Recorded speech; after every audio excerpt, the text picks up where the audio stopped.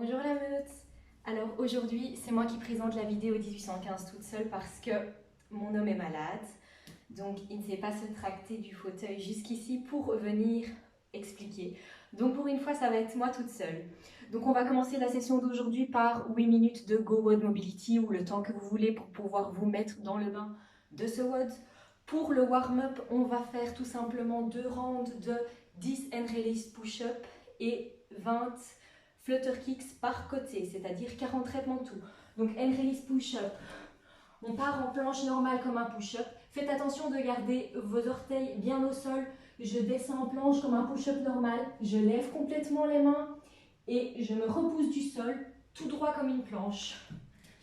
En ce qui concerne les flutter kicks, on en a 40, donc 20 par côté. Ici, on fait des petits kicks. Vous pouvez faire une plus grande amplitude pour avoir plus de mal au plus près du sol.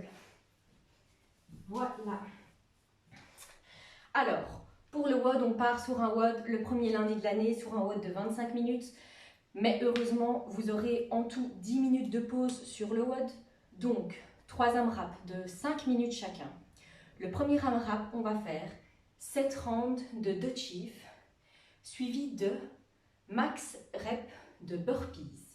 Alors, 2 chiefs, c'est 3 power clean,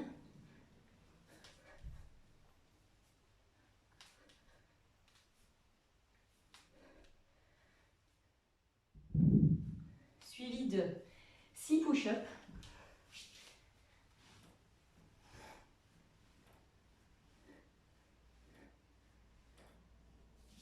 alternative des push-ups sur les genoux si vous n'arrivez pas à faire sur les orteils, et en terminant par 9 air squats. Donc sur le premier AMRAP de 5 minutes, on fait 7 rounds de 2 chiefs et le reste du temps, maximum burpees.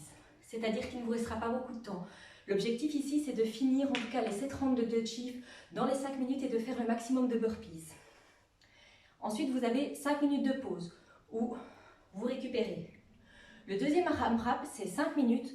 De nouveau, 6 rounds de 2 chiefs, donc on baisse le nombre de reps. Le premier AMRAP, on en avait 7. Ici, on en a 6. Et vous terminez par max sit-up à la place des burpees. Donc ici, on va bien toucher à l'arrière et on touche bien à l'avant des pieds. Et vous essayez aussi de garder vos pieds au sol. De nouveau, 5 minutes de pause pour récupérer. Et on finit le dernier AMRAP de 5 minutes par 5 rounds de 2 chiefs. Et enfin, maximum rep de dumbbell squats. Non, de goblet squat, pardon. Essayez que les goblet squats soient lourds avec les moyens du bord. Si vous avez une kettlebell plus lourde, faites-le avec la kettlebell plus lourde. Le but ici, c'est à chaque fois de pouvoir faire plus de reps que le round précédent. Si vous faites 6 rounds de chiefs, vous devez forcément pouvoir faire plus de sit-up que les burpees que vous avez fait au round précédent parce que vous avez 7 rounds de chiefs, etc. L'accessory, on part sur 3 sets de 20 hollow rock. Ici,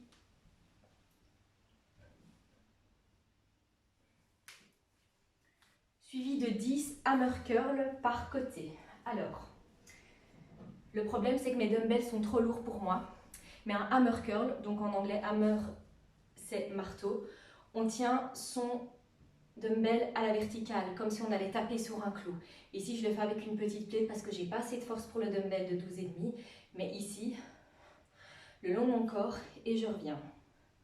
Donc on a fait 10 par côté et enfin on finit par 10 box step-up latérales de chaque côté, de chaque jambe.